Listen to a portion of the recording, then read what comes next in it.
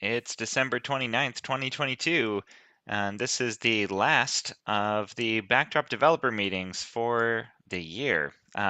We get together every week and every year, as we have for the last 10 years, to talk about Backdrop development priorities. And we'll do some introductions. My name is Nate Lampton, quick sketch on the internet, technical lead for the Backdrop project.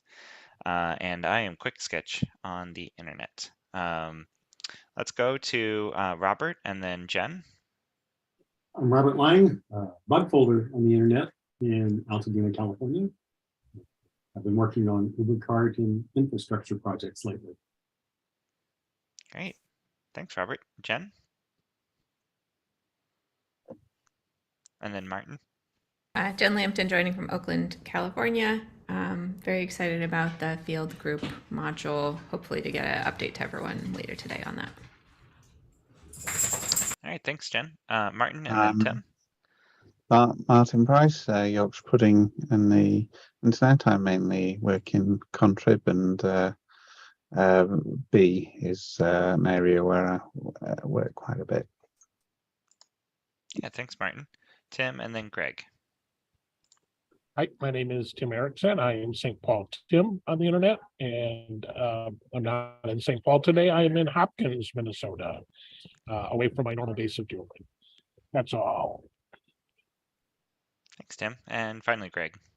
Hi, I'm Greg. I'm joining from Greece. I haven't been frequenting the meetings recently, but I try to get back to the ECQ. And before Nate mentioned it, I was about to say, although our first release was in 2015, this marks the 10th year of the project. So yeah, excited about the upcoming release.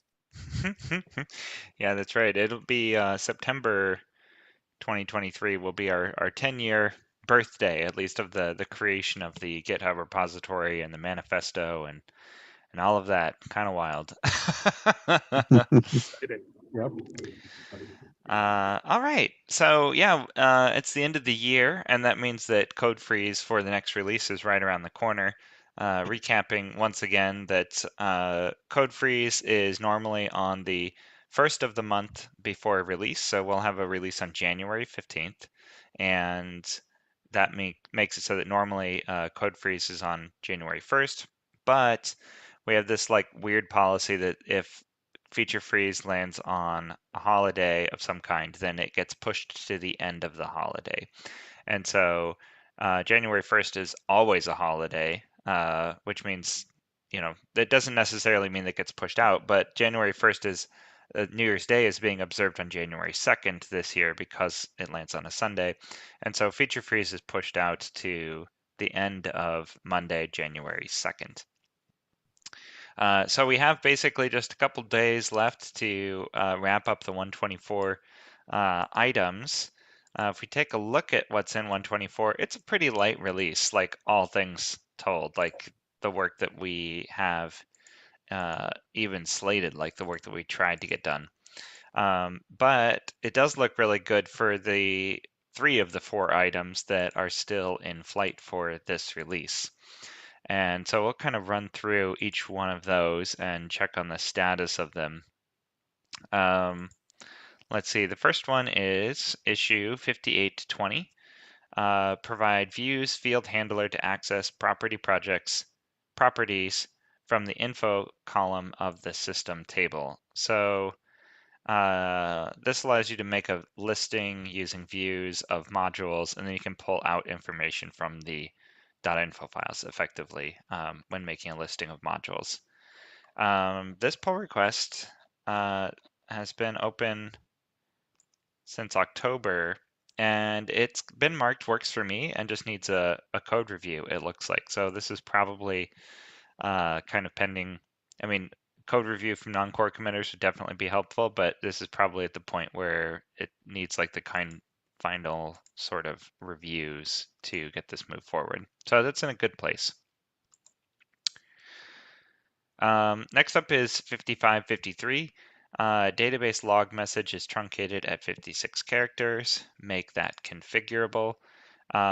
This one I saw Robert, you've been working on this week. Yeah, I looked at it too. I think it's really good to go. This just needs another run through, like actually running an upgrade test. I think that's the only thing I'd like to double check. Running update.php to make sure that update works. So that's in good condition.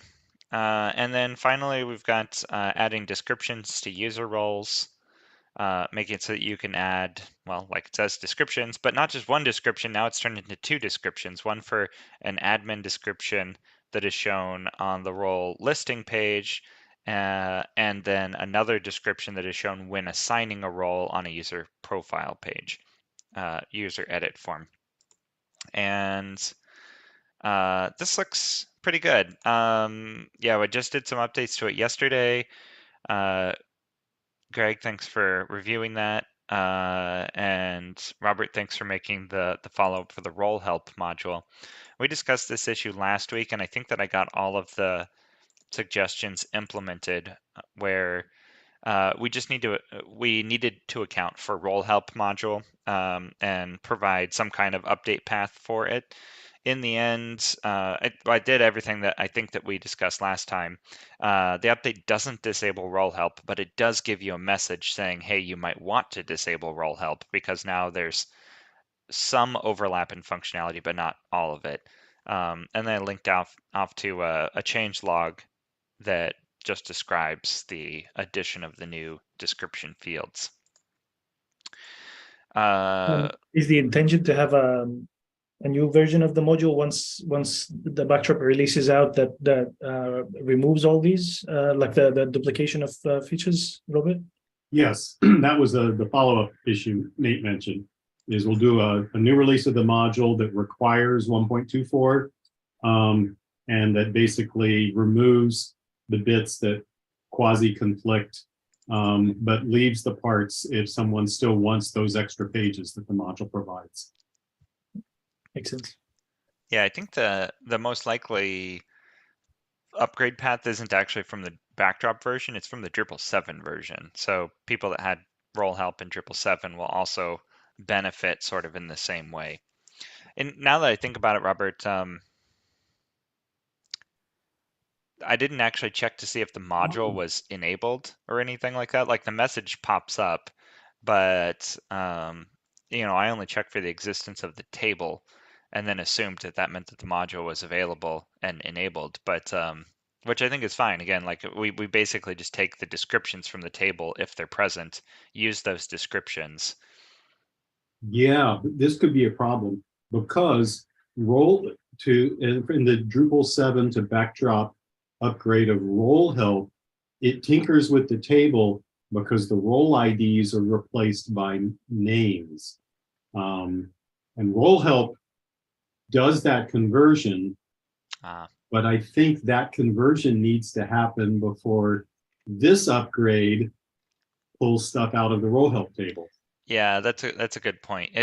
The role IDs though are pretty in the upgrade from Backdrop or Drupal 7 to Backdrop. The only role names that get changed are authenticated and anonymous. The other roles, they don't have any kind of like trying to guess a machine name. They just get the machine name like 2, 3, 4, 5.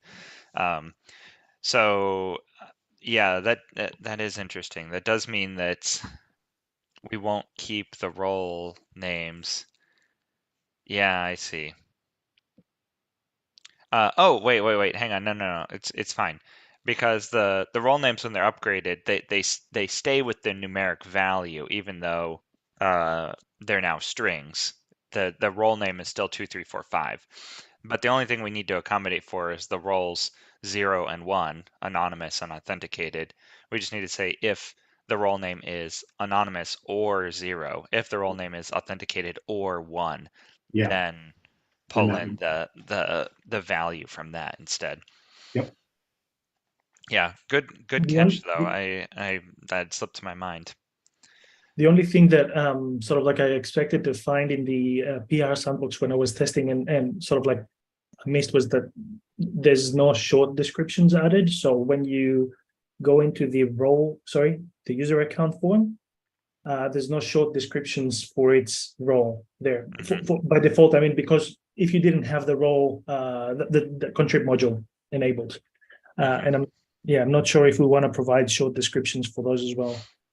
Yeah, But it's an open question, I think, because yeah, I didn't provide descriptions because that was kind of a new feature that got added just this past week.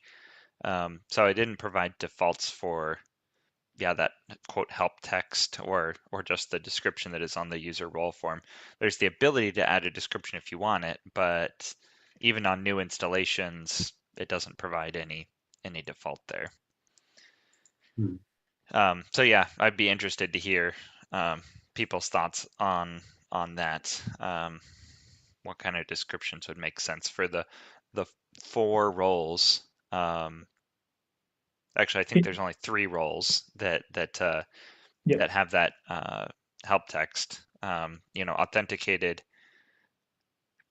editor and admin. Yeah. Which honestly, that this probably spins into a follow-up. Like, why do we show the authenticated checkbox on the user profile form? You can never uncheck it, and it's always assigned. And so why have the authenticated checkbox in the first place? Because I'm allowing a description on the authenticated user because it does show up as a checkbox, but I don't say ask for a description on the anonymous user because you can never assign the anonymous role to anybody, so that the help text would never show up anywhere. So that field is hidden for anonymous. But I kind of got thinking, I was like, why do we show authenticated? And if we didn't show it, then we wouldn't have help text for that field, that role either. But that's a whole different question. Like, this is just adding descriptions, and like, should the authenticated user checkbox even be on the role assignment list is a totally separate question. yeah, I'm surprised how that didn't come up earlier, and it didn't occur to me when I was testing. But now that you say it, yeah, it seems odd. I can't think of any use case where that would be. Yeah. Yeah, it might be some kind of thing where it's like, you want it to be clear, or maybe not clear, but you want it to be discoverable that all users are authenticated users, and so when you go and look at the list of roles, and you go and look at the list, or an assignment on a user, and then you go look at the permissions, you can see, oh, the authenticated checkbox is checked on the user account, and so therefore they have these permissions on the permissions page. Maybe. Yeah, I would expect it to be disabled and locked, or enabled and locked all the time, right? So well, it is shown and it is locked, but it's not. It's disabled, making it so you can't uncheck it. Uncheck it, exactly. I think read-only checkboxes are even more confusing. If that's, I'm not even sure if that's a thing. Like, you check it, it looks like it's modifiable, but then you can't uncheck it. That would be even worse. Oh, but those are all over the permissions page. Yep. Aren't they? Don't they get grayed out? Aren't they disabled when you? Yeah. Yeah. That's what I mean. Yeah. I mean, like, if it would somehow not be grayed out, yet you couldn't uncheck it. Yeah, sorry. And the other thing, yeah, and the other thing that I left as a comment, as a feedback, I'm not sure if you saw that, Nate, is I like the idea of the titles.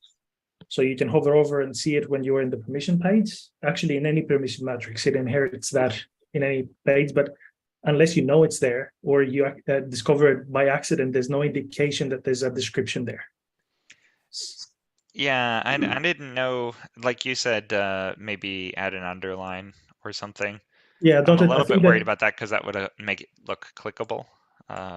Yeah, I think a follow-up for that to discuss these things, but yeah, usually when I read Wikipedia pages or articles like that, if there's a hint, it's not underlined but dotted underline, so it's very subtle, but still shows that if you hover your mouse over it, there's something that will happen, right?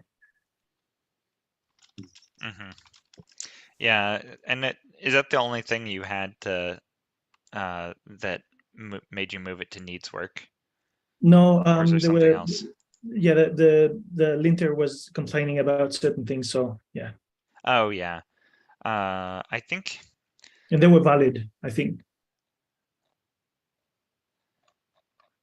maybe maybe I'll need to take a look at the linter again. They're valid, but they're unrelated. So I'm not sure, Greg, if you were around for we discussed this for several weeks about how the linter flags stuff. If you modify, the linter only checks files that you modified, great. But what it unfortunately does is any lines that were modified in the same file by the user that filed the pull request also get flagged in the same, like in the analysis report, which means that it flags any line that the same user has touched before, and not just the ones that they've changed. Oh, you mean in previous commits? Yeah, your previous commits, exactly. And so for someone like me that's touched a lot of lines and a lot of files, I get a lot of extra false positives. But if Oh, somebody were to have filed their first ever pull request, then it will only comment on the lines that they changed. And I so it's I was under like a, the yeah, I saw the comments, but I was under the impression that it was if you hadn't rebased your local, and the script thought that it was still changing things when they weren't changed or something like that. Or I think Indigo Zella or you, Robert, mentioned that as a finding, or maybe Piano. Yeah, But- yeah. I mean, I found actually on a very recent PR that when I rebased, the false positives go away. But it might have been because in the version I rebased to, those issues had been fixed. But yeah, possibly. but might be worth a try. It's and rebasing definitely helped make some of those issues go away in a recent PR. Yeah, and I have a script that when I start working on something, it rebases automatically my branches. So maybe that's why I don't see these as often. It might have been like for me to see these things, it will need to be like a really old PR that I manually maybe resolved conflicts and I didn't do it on my local. But yeah. So yeah, one of the, like I'm looking at the files section of the pull request, your pull request, Nate, and for example, the last message that I see, it says that that's in user test that there's a missing class doc. Yeah. Yep. So that's a valid complaint, but it's not actually something that was modified in my pull request. Yeah, because it found all of the problems in the user test file. If I modified that line any time in the past, then it flags all of the lines I've ever touched as being not valid. So it punishes everyone that has been sloppy in the past. That's what you're saying, right? Well, it punishes our most frequent contributors, is unfortunately the way it goes. We have a ticket for this that there actually have been some, I think, some changes to the linting tool that we're using, and we actually mentioned the maintainer of the linting tool that we're using, and he popped into our issue queue and said, "Hey, here's the line numbers." And so our approach or our desire for fixing this is that we just fix the linting tool. Like it's written in TypeScript. You can see where it's like scanning and how it determines the lines to report on, and just the way that it decides on the lines just isn't quite right. Okay. And is our policy to ignore these if they were relevant? Yeah. Yeah. I think that we only wrote in the issue where we're discussing the false positives, but yes, the policy is that an author that filed the pull request can fix the unrelated issues if they so desire, or the core committer can also ignore them if they're false positives. So the PHP-CS is not a blocking thing. It's more of like a guidance thing for merging. Okay. Eventually, after enough time has passed, I imagine. Yeah, eventually, exactly. Yeah, because we have been going on for a while without it. So, yeah, things have slipped. Yeah, but there actually is something in here that you noted that one of my description texts was wrong. Like it should be 1, 2, Yeah, 3, yeah, that not will 4, copy 5, paste. 6. Yeah.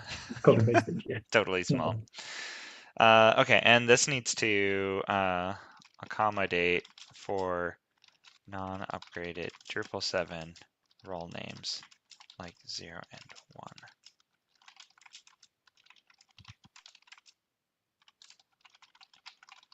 Although really even the worst case scenario, not accommodating for 0 and 1 instead of anonymous and authenticated, just for those two user roles, you would just get the default descriptions, which are probably going to be better than the ones that are in Roll Help anyway.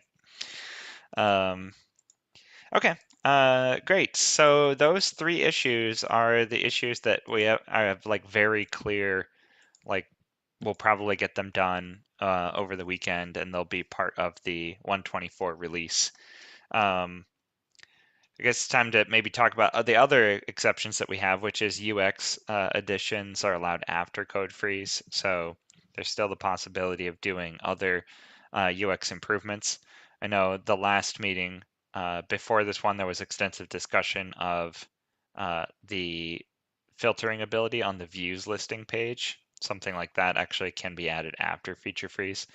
It's also a very similar thing for filtering user permissions, for example. If we start getting like these kind of quick filters in more places, that would be a nice marketable feature that we could actually get done potentially for the release.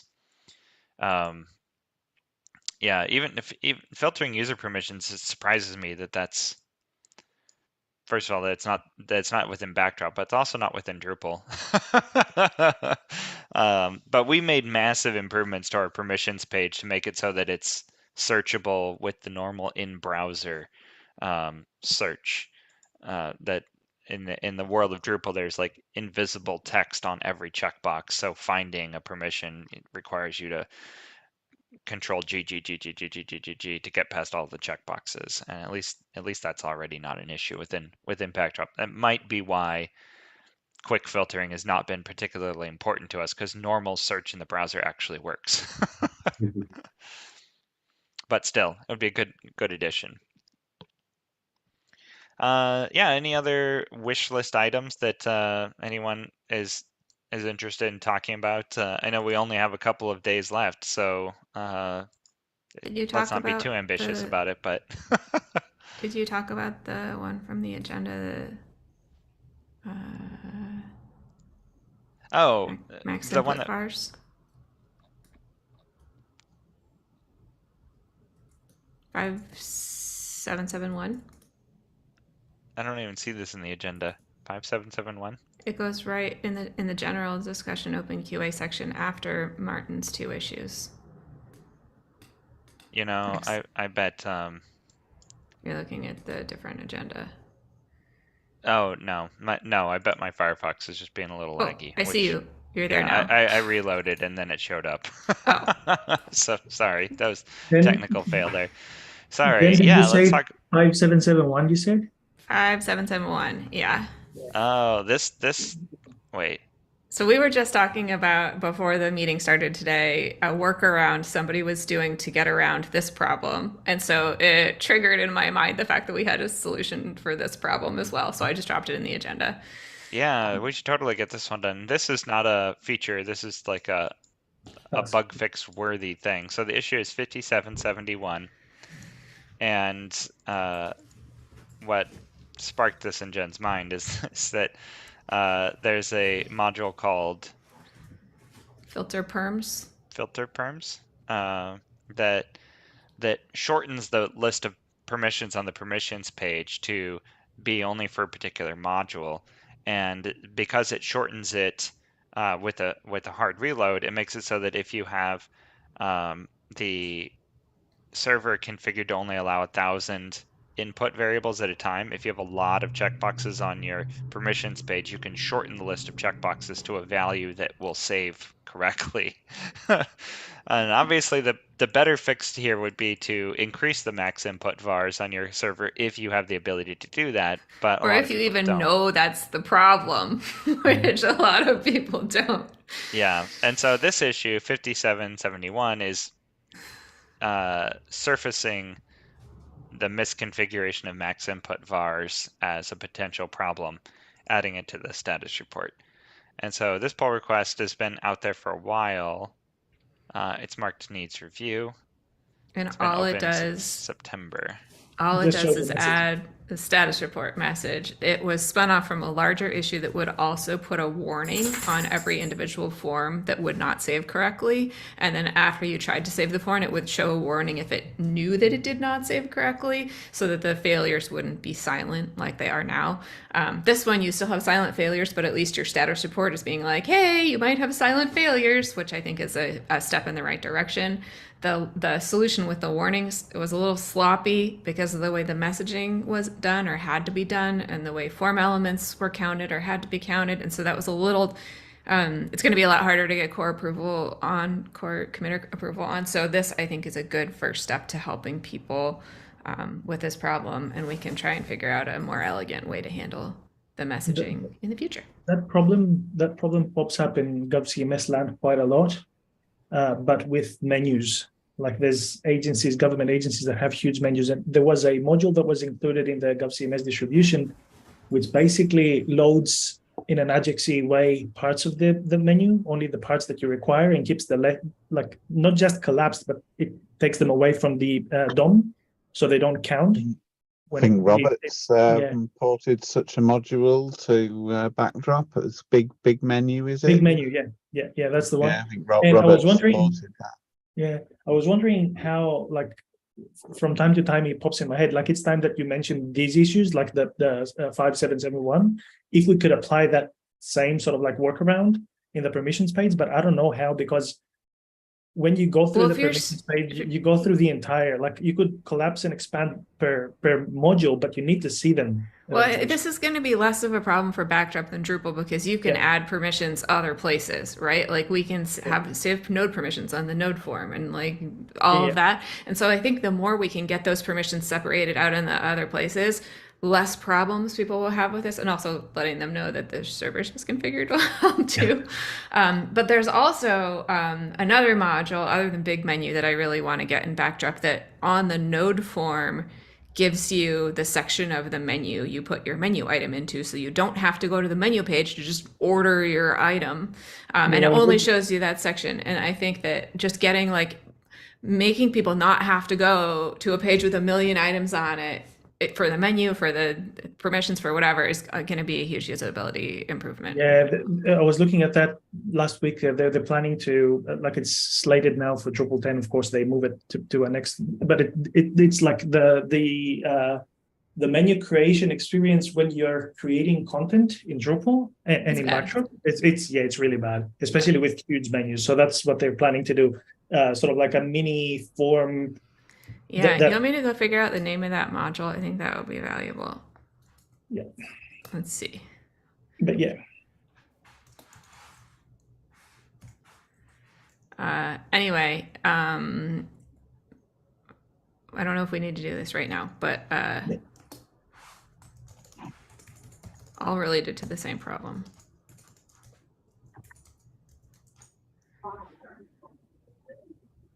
If nobody else has to mention anything else, there's an issue that I would like some feedback on, and it goes in tandem with the issue that Robert's working on with regards to DBlog and its form, and the issue number is 4615. So I hadn't touched that one in a while, and I updated it after a couple of years actually. Now, so this is me saying I think I've done a bad thing. I don't know, just sort of like I need feedback.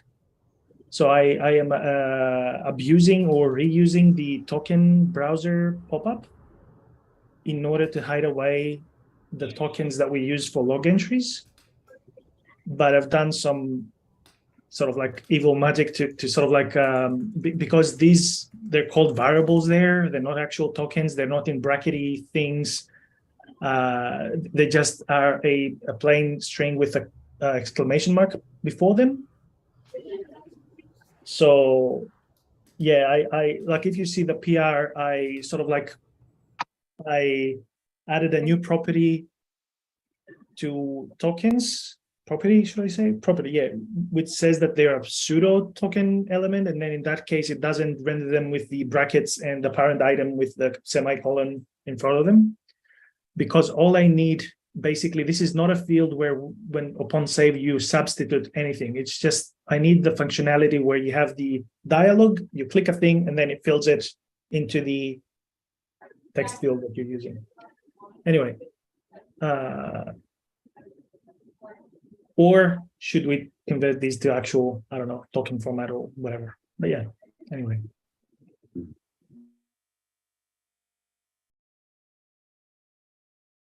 Yeah, any other items for 124 people want to discuss? Did I miss something? Jen, did you have any hopes of the field group module one, or are we looking at 125? Oh yeah, I still have hopes for that. I don't know. Yeah, I don't think, is it not in the milestone anymore? Yeah, I it's don't not know. in the milestone for some reason. Okay. Which one is it? It You opened. have an issue number? 647. I think somebody might have removed it because It there got wasn't bumped anything happening. one. Yeah. Yeah. Issue What is the 647. What? Sorry. 647 is the number. It's field group in core.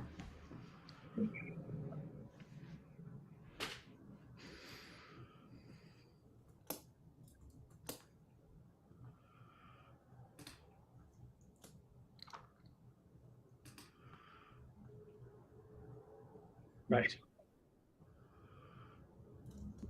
See, I asked you to repeat multiple times because I thought that there were 4 digits.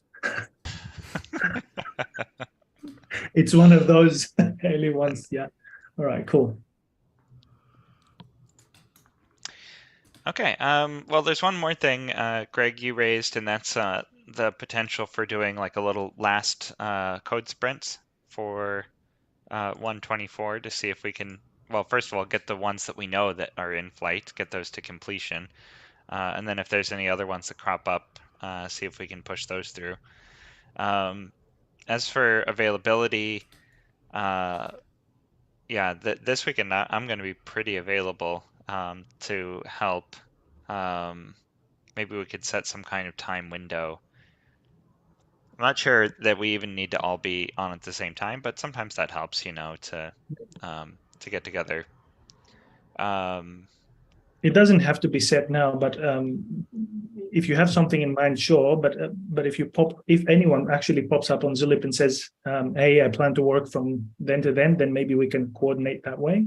Mhm. And as you said, like it doesn't have to be precise timing and everybody working together. But if it's within the same hour or hours, and then we have some code reviews in a couple of hours, or instead of a couple of days or weeks, then that should get things moving. I can guarantee you I'm more likely to show up if there's a set time. So, Fair enough. especially this weekend. But we can, can leave it vague, and I'll try to make some time. But if anybody wants to, we could put something on the schedule. Yep, that could work. Naturally, it would be loose, and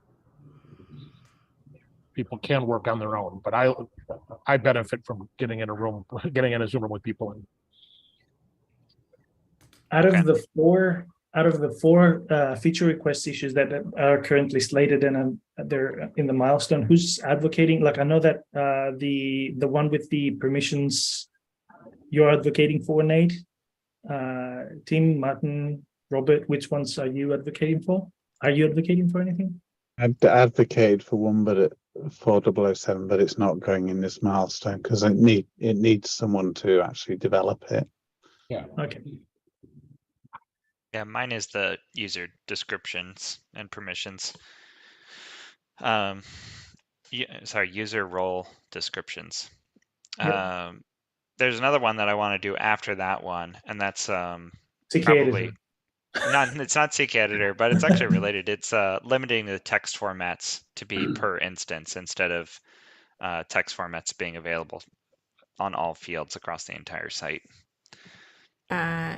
there's a related issue to that one about user access to text formats that Robert and I were working on that you might want to have a look at. Is that a bug or a feature? It's a bug. Okay. It's basically like if the user can't access the format, then they can't edit the content, but which is what you would expect. But if you set a default format so that they would have, like, creating a new content would have it, it like doesn't work properly. So I think it's like I don't know if it's a field specific problem or a format specific problem, but there's an issue with like the fallback and then permissions to the fallbacks. So I just ran into it a minute ago. If I find it again, I'll drop in the link. But we should just tie those two together so that if you're working on a field thing, you can. Yeah, it's the sort of thing that would come up much more frequently if you were assigning different. particular text formats to particular fields and the user didn't have access to that, the ones that you limited it to, you're going to end up with that problem more frequently. Yeah. Yeah. And I think you can't. I think the way the fallback is supposed to work is that, like, if you go to edit a node in the body field with some field, it's just frozen and it says you don't have access to this field, and you're supposed to be able to like save the node anyway and just not be able to change that field. But there's some bug that makes it so that you like can't save at all because it's like, oh, the thing I need isn't in the list anymore, and so if validation fails, and it's more of an actual bug. Okay. Yeah, take a look at that when we get to it. Okay, well let's coordinate via Zulip for code sprints. I see that there's actually already some questions in the 124 release thread. So Ooh. that would be a good place, or make a new thread entirely for code sprints if we so want. Just last question with regards to that. Are we planning to do a release candidate at the end of Monday? Is that the goal, or we would do it on Tuesday morning or something like that? Yeah, it usually comes the day after code freeze. So Okay. yeah, so Monday is the January 2nd, so that's the end of code freeze, and then Tuesday will be the release, or sorry, it's not release candidate for us. We call them previews, right? Previews, So, yeah. The Yeah, 124 because I preview. was about to say it's not code freeze someplace. Yeah. All right. Cool. Tim, were you going to say something? Oh, I was just going to say, we can work out the details later, but really roughly, Nate, if you wanted to pick a time, is there a day or time of day that's better for you? Yeah, weekend? so Like So Saturday, Sunday, Saturday, or Monday? yeah, Saturday from about like 10 to 2 Pacific, Okay, and then Sunday, well, just generally like 10 to 2 almost every day. The 31st, 1st, and 2nd, I think are all going to be pretty good times. well, I'll probably just pick a block then, and that I plan to be there. And if anybody else, including you, Nate, want to join me, that'd be great. Yeah, there you go. So, Well, if there's more than one person, it's a code sprint. Yeah. Cool. Okay, Okay, Good. let's see. And Justin joined us late in the meeting. Welcome, Justin. Is there anything you'd like to bring up before we close for today? No, not really. Well, we're almost done with the PHP 8 migration. okay. On the backdrop servers, Yeah. backdropcms.org. I think there's only one site left, the forum site. That's Okay. great. So Robert, I think, had to leave a minute ago. We never mentioned, I think he's been doing a whole bunch of work on backdropcms.org. I don't know, Justin, if you've been helping him at all, but we Yeah. should maybe at least mention that in particular around the city CRM upgrade and making sure we got sanitized databases. So there's been Yeah. a lot of work happening there. We have a group chat with Justin and Robert and myself trying to untangle various permissions issues to get all of that stuff running smoothly. So Justin's aware. Okay. Well, thank Yeah. you guys for getting that stuff moving forward.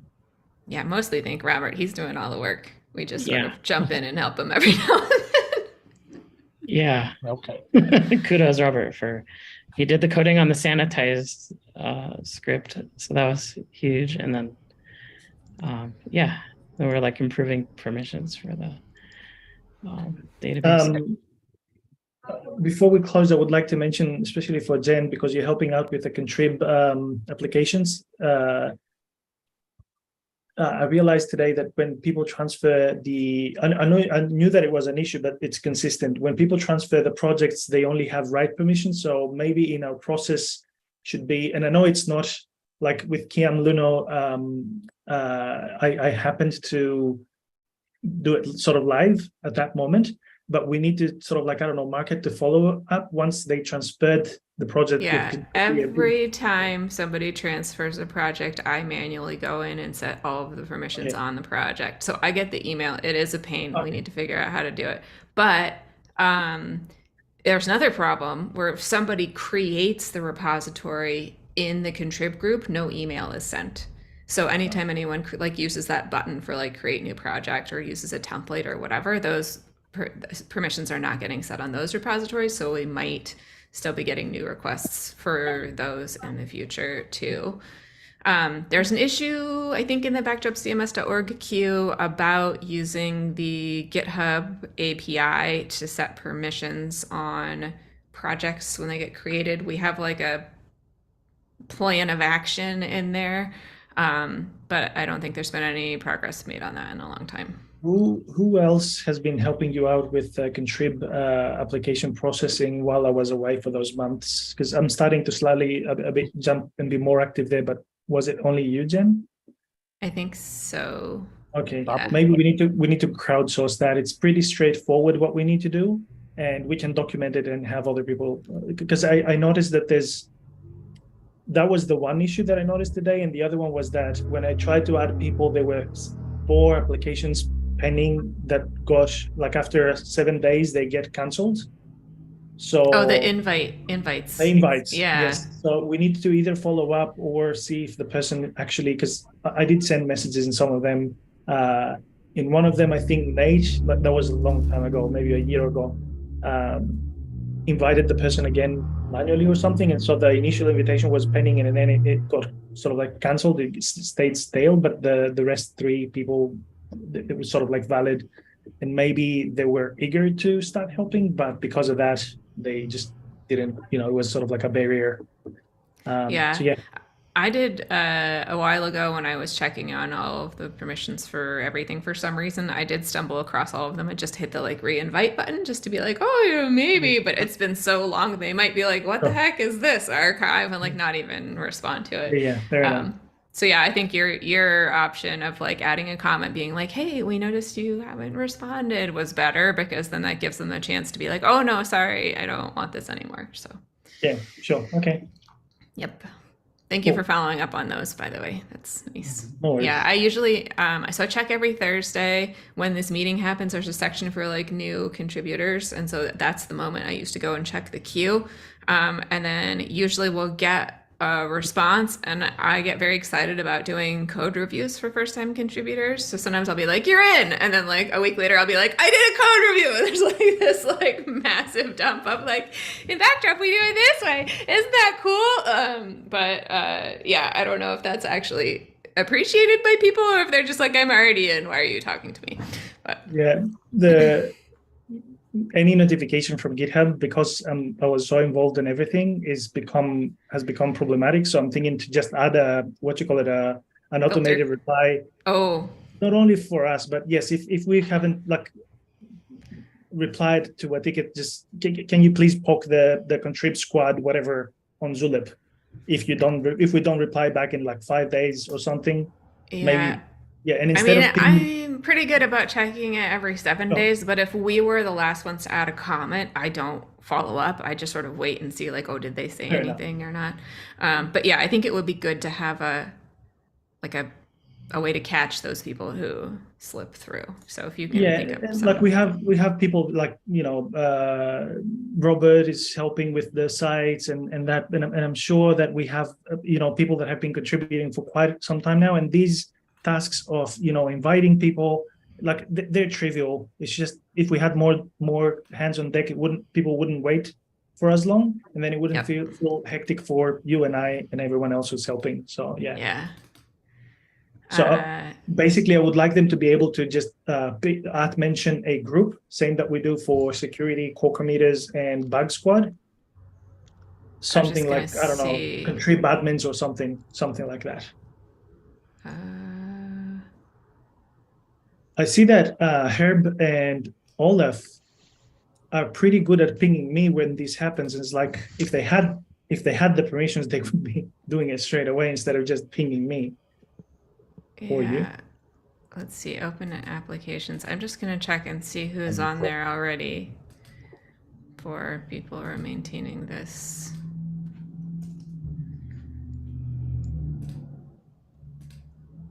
Okay, anyway, we don't have to solve that now. It's just if we crowdsource that the way that we do with the tags that we have for co-maintainers and bug squad, then it would be, I don't mind helping out. It's just that I was feeling bad because certain things were unanswered for some time. So yeah.